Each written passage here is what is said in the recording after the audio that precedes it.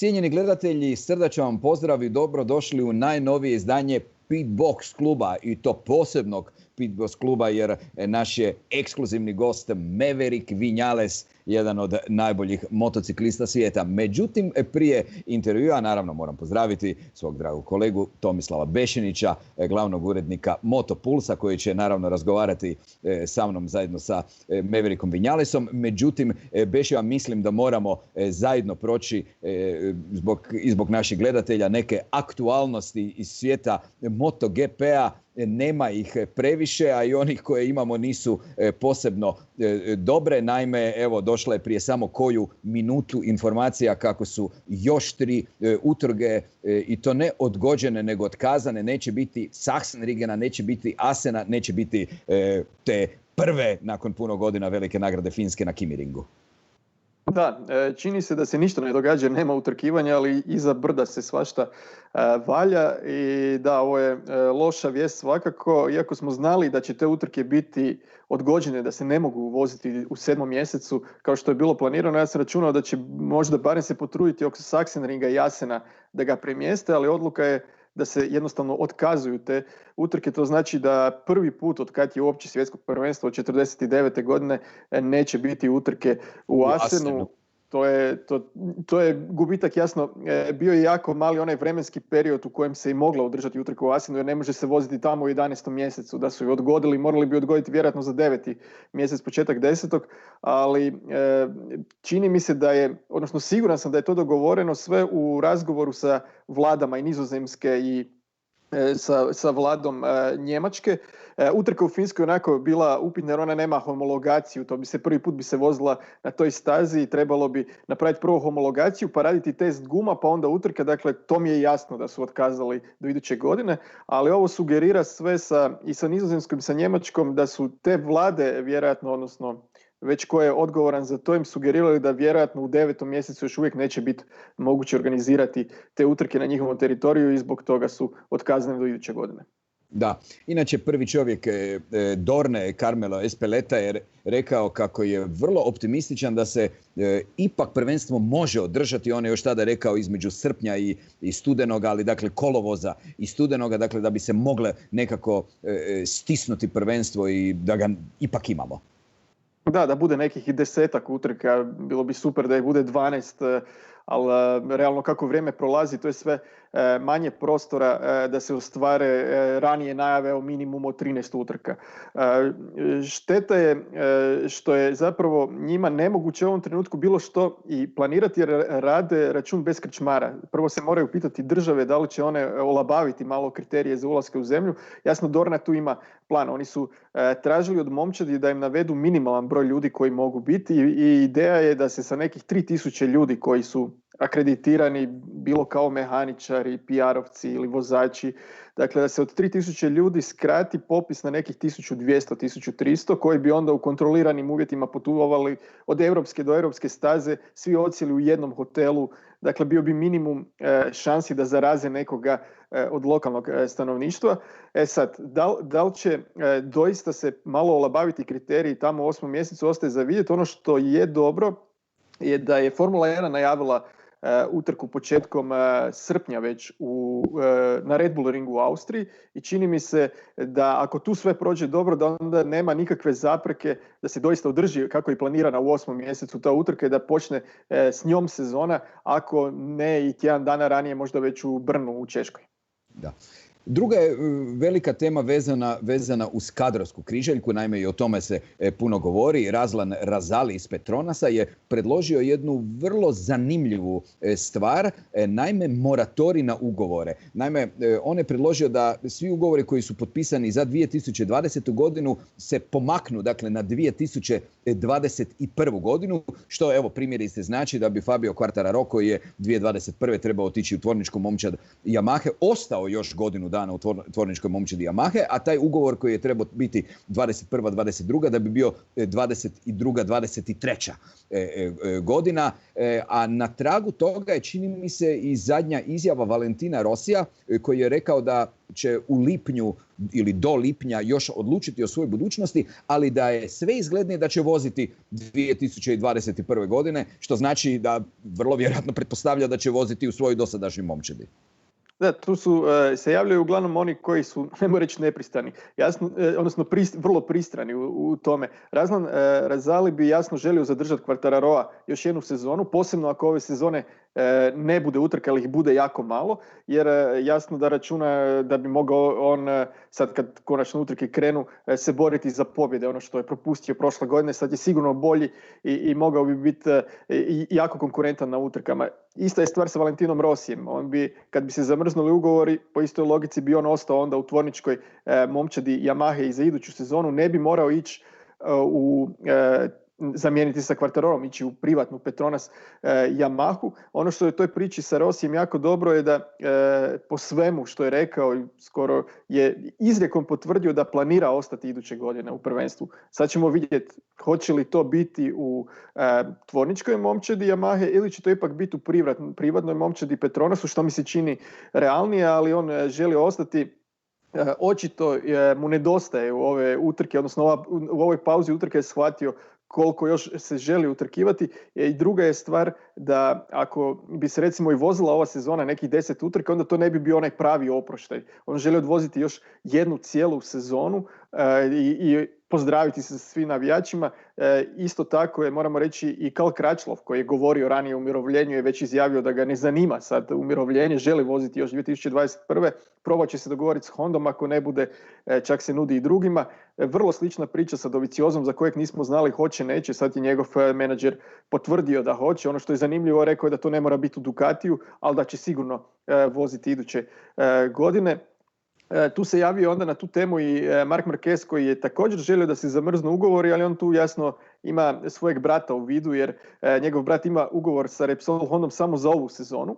I jasno sad neće baš imati puno prilike da se na zahtjevnoj Hondi koja traži privikavanje, da se stvarno dokaže u onih 10 utrka, tako da jasno tu je Marku Marquezu taj dio interesantan. Ne znam koliko bi se taj ideja o zamrzavanju svidjela recimo Quartararovu, koji u tvorničkoj momčadi Yamahe ga čeka puno izdašniji ugovor nego što ga ima sad u Petronas Yamahi, tako da eto, nekim vozačima bi to pomoglo, nekima ne, ali čini mi se da ovo sve sa odgodom početka sezone ide u prilog u tome da neće biti velikih kadrovskih promjena za iduću godinu, da će većina vozača koji su sad ovim vozačima i ako ne u ovim momčadima kojima jesu, i ako ne bude zamrzavanja transfera, da će oni svejedno tu ostati. Da. Ma u ostalom kada Razali nešto kaže, to ima svoju težinu. Riječ je o vrlo moćnom čovjeku u MotoGP-u, generalno gledajući. Ali pustimo sada to. Cijenjeni gledatelji, dragi Bešo, ono što slijedi je ekskluzivni intervju. Gost PITBOX kluba je Maverick Vinales.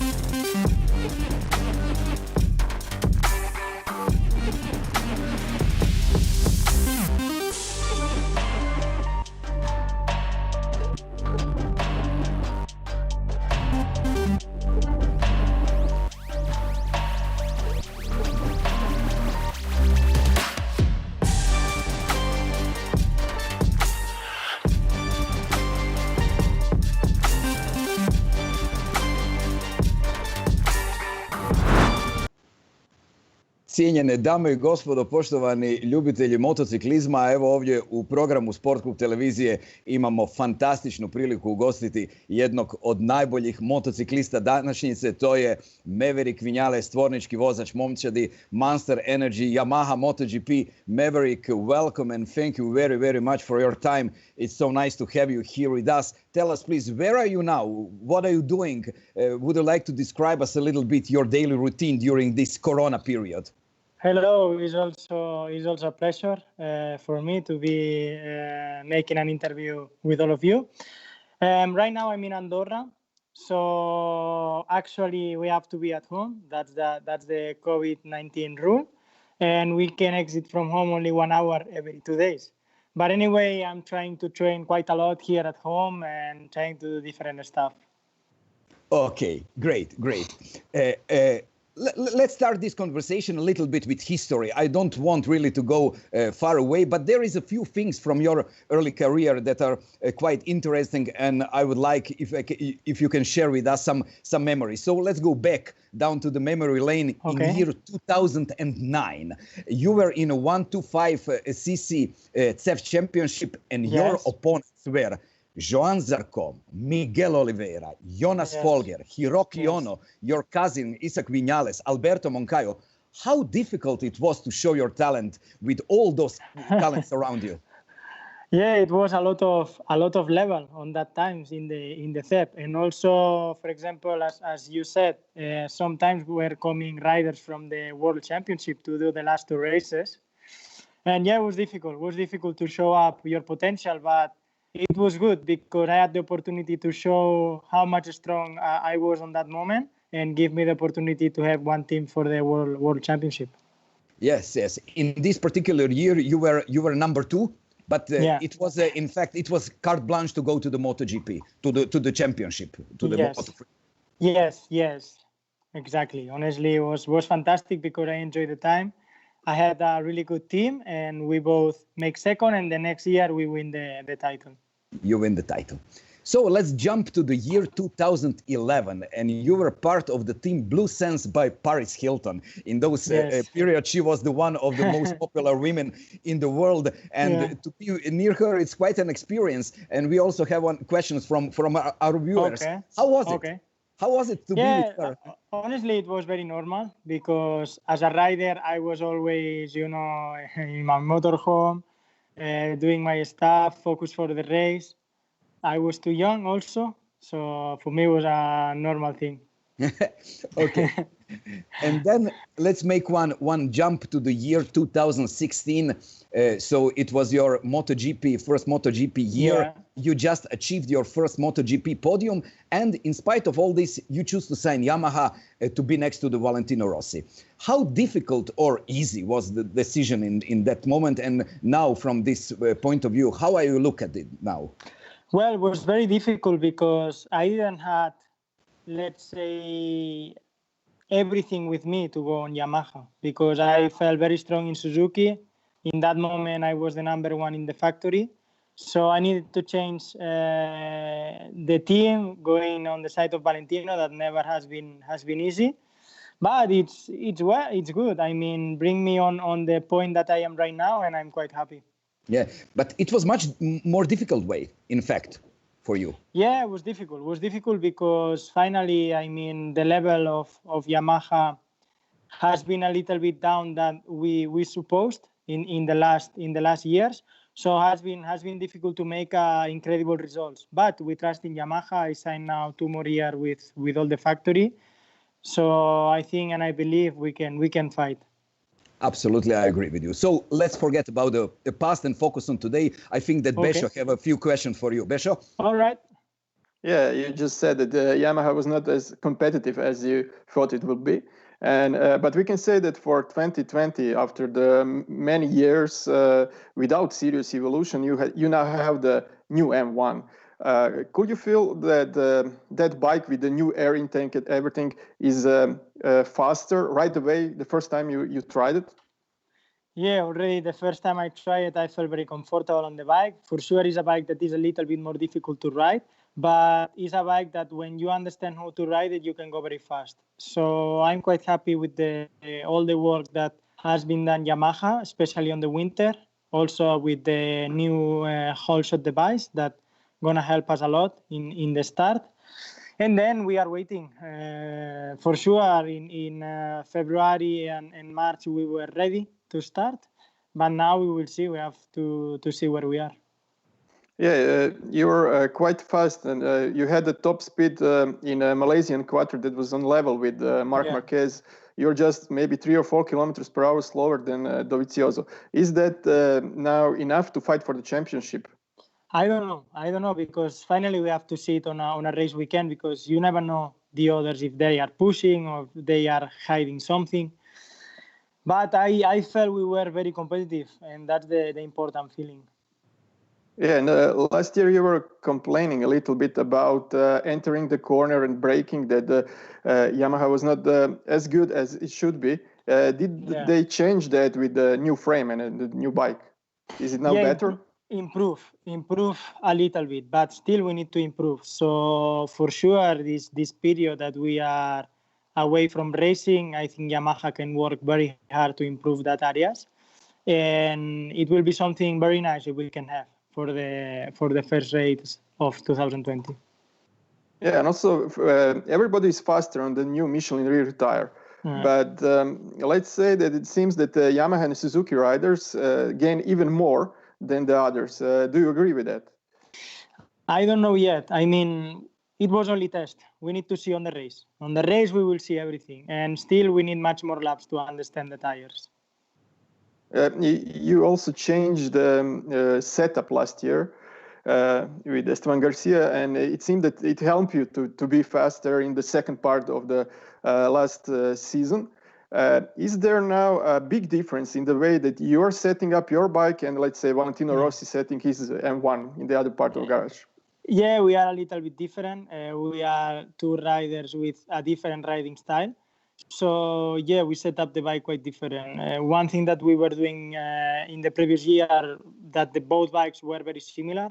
But last year we had more space to make our own bike and to work more with my riding style. So help us a lot. And also the entry from Esteban has been fresh air for everyone, also for all the Japanese staff. And yeah, we improve a lot the setup compared to the other years, especially rain condition, difficult condition when there is no grip. So also the consistency has been quite good. Yeah, was it the main difference that you actually changed the weight distribution of the bike? Was that the thing that helped you the most? Yeah, we changed a little bit the weight on the bike, and also we changed a little bit the balance. So helped me quite a lot. And it seems that you're using a lot of muscle power when you're riding a bike. But last year there was a TV graphic with your heartbeats. And they were quite low, nowhere near as we could expect. I don't know, 160 beats per minute. You were quite low. How is that possible? I don't know. I'm training well, but I don't know, because then riding other motorbikes, I'm 160, 165, 150. But as soon as I jump to the big track and with the big bikes, I don't know why I don't get tired. Well, that's a good thing. Yeah, definitely. Let me jump in here a little bit, Maverick. Really, okay. I think that it's obviously you think a lot about your physical status and you train a lot. There is quite a lot of nice videos on YouTube when you're training. Can you please tell us something about it? What kind of exercises are you practicing most? Which are your favorite outdoor activities? How are you preparing your body for this really hard sport? Well, outdoor activities, what I like is running the mountain. Also, I like cycling. I like quite a lot. Also, mountain bike is something I really like. I like to do trial bike, on the outdoor. And, motocross, all this stuff. And then in the gym, I like to do CrossFit. CrossFit, I like a lot. It's something like you lift weights, but you also have to have power, also agility, and it's something good for me. I think it works well for the bike. Yeah, I see that you work a lot about the core of your body. So this is the main structure of the body that you try to keep. For me, yes. We keep the balance with the I don't know how it's called it in English, but it's abdomen. I don't know. Yes, it's core. Core. Sorry, with the core, I think we keep the balance on the bike, so we need to be strong there. Yeah. Now, when we talk about this physical, there is also a psychological part of sport. Yeah. If you can change something or improve yourself as a rider and as a sportsman, what it will be? What do you think? What are your strengths, but also weaknesses in a sport? So, what's the areas that you are working at most? Well, the strength for me, one of my strengths is the ability to adapt to all the situations. And also that I never give up. I always push, even if it's a bad day. And then I think one weakness point is that I'm not a patient person. You know, I need to be a little bit more calm in some moments. When you compare yourself or with the other riders on the track, other talents, is there any talents that you would like to take to yourself from your opponents, and what will it be? For sure. Finally, every opponent has some strength, for sure, and some weakness point. I don't know. Finally, I think the calmness will be the one I will take. How do you prepare psychologically for the race and for everything? Because it's a huge pressure on you. No, normally, I'm used to have that pressure. So it's always good. I feel good when I have that pressure. And then I visualize a little bit the race. I make some laps mentally, and this makes me go on a focused way for the race. Mm-hmm. Is there anything that can distract you or that you don't like? How are you dealing with that? Yeah, for sure, it's something it can distract me. For example, I don't like too many people inside the box when I start the race. You know, I like to be a little bit with my space and with my own self. Yeah. It is known that now before you sign new agreement with and your contract with Yamaha, you had a serious talks with Ducati for the next season, and some people say that your type of your riding style, quite aggressive, may be better suited for Ducati than for Yamaha. Do you think this also, or I don't know? What's your opinion about it? Can be. You never know, because it's a new bike, new team. For sure, I appreciate a lot, because I spoke sometimes with Davide Tardozzi and Paolo, and it's two big guys from the paddock, which I really like. But at the moment, I think my way has to be Yamaha, because it has been 3 years, and still I didn't accomplish what I want to accomplish with Yamaha. So I need to work harder, and I think I believe a lot in Yamaha. Now we lost almost half of the season, we can say. Do you have any internal information what is going on? Because today we received the news that 3 more races, Sachsenring, Assen and Finland, are in fact not postponed but cancelled. So what informations do you have? At the moment, the information I have is that on an ideal situation, we're going to start in August. You know, I don't know if Bruno or Austria. I wish we can start in August. This will be an ideal situation. And do the second part of the championship. For me, will be perfect. Yeah. At your opinion, how many races should be enough that we can say, okay, we had a world championship in 2020 10, and we have a... For me, 10, 11 will be good, I think. If we can have 10 or 11, will be perfect. Yeah. I think that we are all losers in this situation, of course, because we cannot enjoy in a sport. But is there maybe any winners? Some people say that Aprilia and KTM are now in good position because they have much more time to develop their bikes. Also, Honda have a time to improve their bikes. So what's your opinion about that?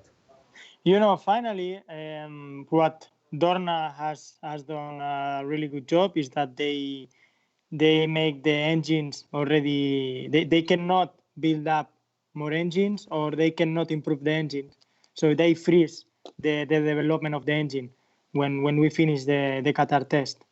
So the engine will be the same. So we cannot improve the engine. We can improve the chassis, but it's also good for us because we need to improve. And for sure will be the same for everyone. The situation is not ideal because I think that all the factories are suffering because have many employers that right now are not working. So they are spending a lot of money for that employers.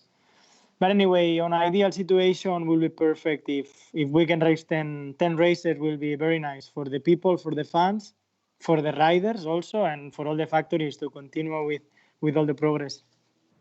Yeah, yes, we are really looking forward. Yes, I have one series of short questions for you, Maverick. Okay. If you Let's go.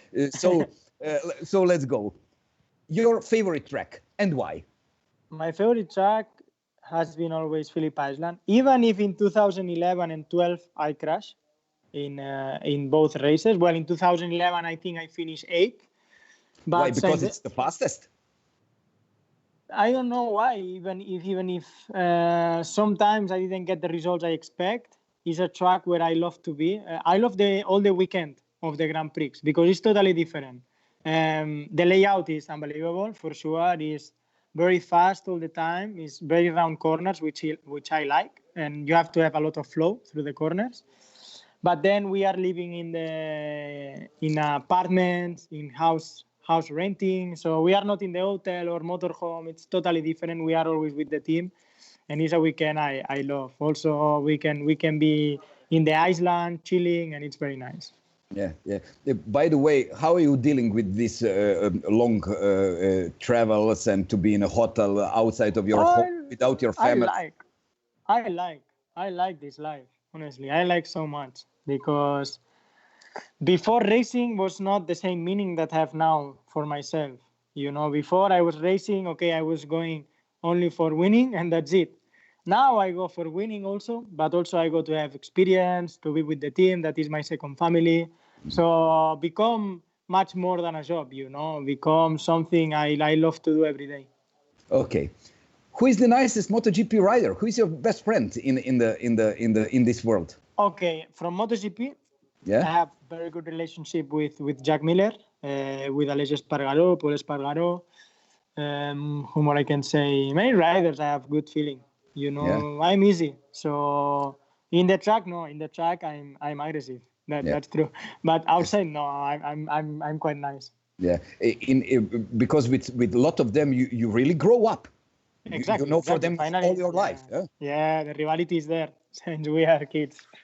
Yeah, that's nice. Yeah, if you are not MotoGP driver, what will you be? What? I think football, soccer. I think football player. Sorry, I was playing quite a lot when I was a kid. Which is your favorite team? At the moment is Chelsea, but because I follow Chelsea since I have maybe 9 years old. I don't know why, but I started to follow Chelsea when was Shevchenko, Drogba. There was many good players, and I like it from that time. And then some friends that I have, like Alvaro Morata, also was there in Chelsea. Yes. So yeah, I follow them. Yeah. Okay. Have you ever been to Croatia? No, never. But I would like to go.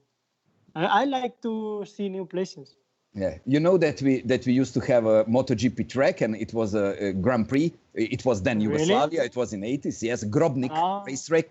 Maybe you heard about it. Yes. I didn't know. Yes, you would like that track. It's let's say in configuration, it's quite similar to Phillip Island. It's fast flowing, so we have to. You would probably like it. Perfect. Yeah. Can I ask you one technical question? Because you were talking about freeze in development of the bike. Yes. One thing that you cannot change now is the aero package with the winglets. Yes. You're a late breaker, and I suppose that the winglets help you in that braking. But do you like them in general? Do they make you in the corner to go wider, or do you have problems with them, or do you just feel the benefits? Well, we try many times with and without, and we feel the difference. We feel quite a lot the difference, especially for turning. But then the amount of power you can use and the way you stop the bike, it's more profit than what you can gain in the corner. So finally we use, sure. Yeah, it's easier to probably to handle the bike. You have better stability and. Yeah, I have good stability, especially our bike Yamaha has always been good on stability. Yeah, it's a longer and well, it's. Would you agree that the Yamaha is the bike that's also similar to the Suzuki that you were riding before? That Yamaha and Suzuki are easier to ride than probably Honda or even Ducati. Well, what I always said is that it's easier to one point, but then to go down the next level, it's always very hard. It's difficult because depend the track, the bike has the limit, and then you have to find something different to go over that limit. You know, what I feel is that our bike is very stable, but when there is no grip, we suffer a lot. And the opposite, when there is a lot of grip, our bike is working so good. So we need to find a little bit of compromise about being an easy bike and to ride. And this year is a little bit more complicated, the bike, but it works better, I think. Yeah, but it's more complicated to ride. I presume it's similar then to the Honda, because Honda is hard to ride, but Marquez can extract from it the maximum. So I believe that if the bike is what you're saying, probably more aggressive, it should suit your riding style. Yeah, a little bit better. I think the secret is to take out the maximum from the bike. Finally, is what Mark is doing with his bike. He knows very well the bike, and he can take out the maximum. So it's what we are trying to do it right now. Yeah, you always have a problem on Sunday after the Moto2 race. It's because there is the layer of the Dunlop tire on the racetrack, and it seems to me that the Yamaha is suffering more in that area than Ducati and Honda. Do you think that that's the part of the reason is that you have to take a more flowing line? You're just following the lines of the Moto2 riders, while the Marquez can brake later and just pick up the bike sooner. So he's not on the same line as the Moto2 riders. So there is no that much rubber on his line as is for Yamaha. Yeah, you have. I'm completely agree with you, because we use a very round lines, which Moto2 riders are using. But finally, I think it's more the setup than the Dunlop rubber, because finally it's for everyone the same. So we need to race on the same track, and I think little by little we understand how to solve that problem. Yeah, we've spoken about the new Michelin rear tire. Do you think that it will help also in that area, that you can ride the Yamaha different and have more grip from the beginning to the end of the race? Well, at the moment it's difficult to speak about that, because I don't know yet how is working the tire, especially on the race, because we never try really on a race weekend. But seems good. I like the tire. I like because I can pick up very fast the bike and I can exit the corner, which is very important. Yeah, and it also you had the problem in the past few seasons at the beginning of the race. Yeah. You were just not fast enough. Now you have a whole shot device. It should help. Do you like that whole shot device? Yeah, I like a lot. Because give me a lot of, let's say, confidence to make the start, because I can be with the 2 foot in the ground, so I can hold on the bike a lot and I can find the engagement much more easier. And then that the bike is starting much faster. So I think our mission this year is to arrive first or second in the first corner and then start the race, because I think most of the races we had an incredible race pace, but I could not overtake, so I could not go fast, only when I have clear track.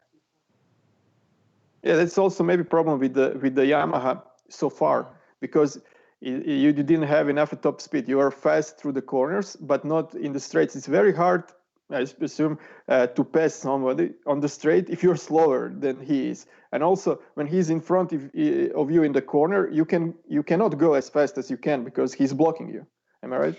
Yeah, you are right. You are totally right. Normally, when we are behind one Ducati, it's quite difficult because they stop so late and they open the gas early. So it's a completely different line that we use, and we get on trouble because we can ride the same lap time than them, but we cannot overtake. And this year we work a lot on that. We work for the bike. The bike is faster, so I think we have more opportunities to be more competitive. And do you think now we know that Fabio Quartararo should be with you next year in the team, and it seems to me that his riding style is more similar to yours riding style than the style of Valentino Rossi. Do you think that you will both benefit from that because you will probably give the similar information to the engineers, and the bike will be probably developed in the same way for both of you and in the kind of way that you probably like? I think Yamaha has done a really good move, because if you see the last part of the season, finally we were, Fabio and myself, battling against Mark every race. So I think Yamaha did a really good move. Even it's for me, it's a little bit shame because I passed the last 3 years with Valentino. This is going to be the 4th year. It has been an incredible teammate. But I think Fabio will bring the same speed as I have, and it will be very important for develop the bike on the same way. Yeah, he will also be a tough competitor inside the garage. Yeah, it is perfect. It will be extra motivation for you. For sure. It is fantastic, because if we can battle for first and second, will be perfect for us and for Yamaha. Great. Yeah, just remember one thing. Just before the season started, and it didn't start actually, you had some training incident motocross. Just saw the news that you were hurt, but now it's everything okay. It was a small injury or something serious? I'm okay. Just 3 days. 3 days. Since 3 days, I can go on the bike right now, so it's perfect. Yeah, the problem is that I make little bit, I don't know how it's in English, but in Spain we call fissura, like a small cut in the bone. I don't know how to say, in the ankle. Mm-hmm. So I could not make some moves, that it will be a problem to go on the bike, like to open the leg or something. Yeah. So for me, honestly, has been good that we are stopped, because if not, I would run with a lot of hurt and also with a lot of problems on the bike. But anyway, when you are a rider, that can happen things like that. And I mean, if the next day after the crash they say you have to go on the bike, I go. I have no problem. They put painkiller and I go. So normally I'm used to go with pain on the bike. Yeah, the motocross is very interesting for MotoGP riders to train. Yeah. But it's on the one side it's dangerous because there are jumps you can.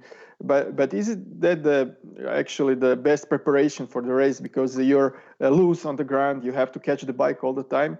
Do you think it's the most important part of training for MotoGP? It's really good, but as you said, it's quite dangerous. So you have to have a lot of thinking about the limits and all this stuff. The problem that I injured is that in the track I went, when they take out all the dust from the track, they put on the side. So the problem is that the track was very muddy. So I go out of the track, exiting one corner. I had big slide, so I tried to save, and then I go out of the track and I land in all the dust. And the problem is that I hit my back with big stones and big rocks. So that was the problem. Because if not, I do nothing, because it was very easy crash, like normal crash of every day in motocross. Yeah. But that was the problem. The condition of the track were not the best. So it's something to learn. Do you also train on a dirt track bike? A flat track? Yeah, I'm not used to train on that, but this year I will. I will train more, because I see all my opponents are doing it, and I will do. Maverick, yes. Thank you very, very much. More or less, I think that's all. Thank you, guys. We appreciate so much that you find the time to talk with us. We wish you first to start season as soon as possible, to be as good as possible, and to achieve your goal with Yamaha. And I think that I know what is it to be one more time the world champion. Yes, for sure. What I can say is that please stay safe at home. I don't know how is the situation there. How is, because I don't know. More or less, it's not so dramatic when we talk about the number of people that have a disease and that die, like it is in Italy or in Spain. But Spain also yes, I know it's critical, and we are deeply sorry for this. But we are sharing what the rest of the world have. We are staying at home, as you can see, Besho in his office, me and my living room. So we are trying to make our job as good as possible. And we are waiting for things to clear up. So It was a pleasure to talk with both of you, and I hope can arrive for all the fans you have there. And then that please stay safe. That's the most important. Finally, what I can say is following the rules from fighting against the COVID-19 and try to pass that time and racing soon. That we need. I need to race. We know, and we need you to race for us that we can enjoy in your performance. Thank you very, very much, ladies and gentlemen. It was a Thank you, guys. Vinales. Bye. See you. Bye. Eto, Bešo, bio je to Maverick Vinales. Ja mislim da prvi puta ovako izravno imamo jednu tako veliku zvijezdu kao što je vozač Monster Energy Yamahe, sigurno sada već godinama jedna od najvećih zvijezda svjetskog motociklizma. Krasan mladi čovjek. Da, predan tome što radi, profesionalac, to se vidi i po načinu na koji priča. Ne ide u detalje jer zna da je bolje nešto sačuvati za sebe nego otkrivati. Tu se vidi u stvari da je drilan već godinama i stvarno je ugodan je izuzetno za razgovor. Ja sam razgovarao sa nekim drugim MotoGP vozačima koji su često onako velike zvijezde pa se onda onako razgovaraju s visoka. Maverick nije takav, simpatičan dečko i nadam se da će mu uspjeti taj plan kojeg ima da osvoji naslov svjetskog prvaka i u MotoGP-u. To je od kad je zapravo došao ovdje, to je onako baš njegova misija. On je u osnovom bio prvak u klasi Moto3, a onda je sjajnu sezonu imao i u klasi Moto2, ali tu je ostao samo 1 godinu prije transfera u MotoGP, tako da tu nije stigao postati svjetski prvak. Po kvalitetama koje ima i po nekom vozačkom talentu, on to svakako može, samo mu se moraju poklopiti neke stvari, a čini se da je recimo ove godine Yamaha dosta veliki korak naprijed odradila odnosu na prošlu sezonu. Da, on je zaista i pravi izvorni sportaš. Evo, ti si mi baš rekao tu informaciju da je on bio iznimno dobar nogometaš. Dakle, nije baš da je on samo naganjao loptu po livadi, nego je trebao i nastaviti sa karijerom. Da, mogao je zapravo birat hoće li biti nogometaš i završiti u nekom onako ozbiljnom kampu. Međutim, u tom nekom fazi karijere jednostavno nije mogao gurati jedno i drugo. Često je sa ljudima u motosportu da su zapravo multitalentirani, da su se mogli baviti i nečim drugim. Recimo, Carlos Sainz je navodno mogao biti vrhunski tenisač, ali je na kraju odabrao rally, tako je i sva sreća i Vinales je odabrao motosport, jer mislim da stvarno obogaćuje ovaj MotoGP svijet i isto tako mislim da ono najbolje od njega zapravo još nismo ni vidjeli. Upravo tako, ali upravo ono najbolje što smo od njega već vidjeli, vidjet ćemo još jednom. Naime, ono što slijedi je 5 najboljih trenutaka Mavericka Vinalesa u 2019. godini. Prije toga, Bešo, ja se zahvaljujem tebi što si bio danas uz nas. Cijenjeni gledatelji, zahvaljujem se i vama. Mi ćemo se naravno i dalje truditi raditi vam što je bolji i što je moguće atraktivniji sadržaj u našem PITBOX klubu. Zato ostanite i dalje uz nas. Srdačan pozdrav. The final lap of the Australian Grand Prix. In the slipstream comes Marquez. He's not rolling off now. He goes through and he leads the Grand Prix on the last lap into turn 1. Into Doohan corner, Marquez sweeps and Vinales is going to try and retaliate, use the corner speed of the Yamaha into the southern loop. Marquez slams the door shut, he stands firm, he did this to Quartararo in Misano, he did it to Quartararo in Thailand. Is he going to do it to Vinales in Australia? Here we go around turn 3, Stoner corner and up towards turn 4. There's an opportunity here for Maverick Vinales if he can get close enough. Mark's trying everything to pull out the gap here. It's not going to be done here into turn 4. Tight defensive line run by Marquez into turn number 4. There's no way through for Maverick Vinales at turn 4. They'll sweep through 5 and then head down into Siberia. Bit of a twitch from Vinales on that rear tyre. Marquez keeps him covered as they head deep into this second sector. He does this time and time again, Marquez. He's asking all the questions. Has Vinales got an answer? We're through sector 3 now. This is the area where Maverick is so strong. Can he close the gap to make a move into turn 10? It's going to be turn 10 surely, because he's not going to be strong enough on the start-finish line. Here he comes. He's lining it up through Lukey Heights. It's now or never surely for Vinales. He's down! He's gone down! He lost the rear coming through Lukey Heights. He's never going to be on the podium. Marquez is going to win in Australia. Disaster for Vinales. Unbelievable. Well, actually, I'm very happy because I give my best every lap, every single lap. But for sure, we have things to improve. You could see on the race, even on the TV. So we need to keep working, keep improving our bike. I think we have very positive points, but another one that we have to improve. But as a rider, I give my best, and that's. It was not there. The crash was 10 meters later because already I attacked to go in, so was there or later. So I try my best, and when you try your best, okay, today for me was victory or nothing. I think was the best. It was. Go pole! Where did that come from? Thomas Bargaro, pole on the KTM. They can't believe it. Don't celebrate too soon. Maverick Vinales on a flyer. Thomas Bargaro cannot believe it. He's overcome with shock. KTM have got a dry race pole position, beckoning here in Misano. Can Vinales deny them? What drama in Misano? Can you believe it? Morbidelli comes across the line. He just misses out. He's on the front row. Maverick Vinales and Marquez. Don't forget about Marquez. He's up by 2/10 as well. Incredible. Here comes Vinales then for the penultimate corner. Turn 15 done and dusted for Maverick Vinales. We look at Marquez. He's in the flyer. Here comes Vinales out of the final corner. Is he going to break KTM hearts? Surely he will do. Vinales goes pole at 32.265. Vinales goes top. So much drama, so many talking points. When all said and done, Maverick Vinales has taken a sensational pole position, his first since Qatar. Yeah, guys, Maverick Vinales was still sitting on pit wall since watching the sessions, and he looked straight back in across the pit lane at Luca Marini and spotted that Luca had no knee sliders on his leathers. Sprinted across, told Luca, who was about to ride off on his bike, and Luca was like, mechanics come running out, put him on, and he rode off. So he rescued him. Brilliant story, Simon. Absolutely awesome. And a big thanks as well to Maverick Vinales. What a thoroughly decent chap he is. Well, yeah, I'd imagine that Luca's brother Valentino might just go over and say thanks, mate, to his teammate for that one. Even the best have brain fades, don't they, at times?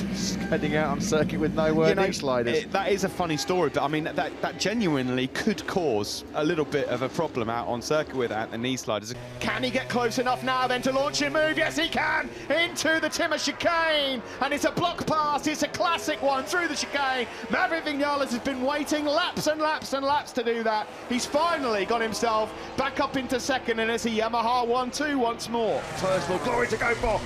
Quartararo has that stability problem again. Marquez, he's going to have to run wide there. How has he stayed on? He does it time and time again. Well, the big head shake cost Quartararo yet again. Vinales just swept on through into the lead. This is probably going to rank as one of Maverick Vinales' best wins, because he's been exceptional all weekend. He's come back after the disappointment of Catalonia, but more importantly, he's raced the best man in the world right now, and he's going to beat him if things stay the way they are, and if, crucially, he doesn't make a mistake on this final lap of the Dutch TT. But he is a new man, and Yamaha look like they're going to get their first win, finally, of 2019. Yeah, he was victorious here in the 125cc race back in 2011. He won Moto 3 a year later in 2012. A couple of podiums in Moto 2 as well, but here we go. Maverick's got his mojo back. Into the final sector for the rocket, for Top Gun. Phillip Island seems like quite a long time ago now, but as we enter the final sector, just the chicane to deal with. Marquez might be in charge of the championship, but Mack is back in town. He wins here in Assen. Vinales have got the inside line on Jack Miller through turn number 11, so Vinales now hits the front, but it's Marquez the man to keep an eye on. Now Vinales with clear track in front of him. This is exactly what he wanted. He showed an FP3 yesterday morning. He could make a break. Marquez knows that. Got to find a way through quickly on Jack Miller. Yeah, he has, because Vinales, if he gets into that groove, he could be off. Vinales is trying to go. He's trying to check out already through the first 2 sectors on lap number 2. He's been able to gap Miller by nearly 7/10. It's the last lap of the race here in Malaysia. He's been in complete control, Maverick Vinales. 3.5 seconds his lead as we start this final lap. Been all about this man today. He threatened this performance in FP3. Brilliant. Should he have done this last weekend in Phillip Island? He'll certainly tell us he should have done, but it's been a top performance by the top gun who heads to the last corner. He's going to be victorious. Magnificent Maverick in Malaysia. Marquez will be second. What about the final podium place? Yeah, there will be drama for third in the final corner, but the checkered flag is out and he's done it. Vinales is victorious. It's Mavericks Malaysia.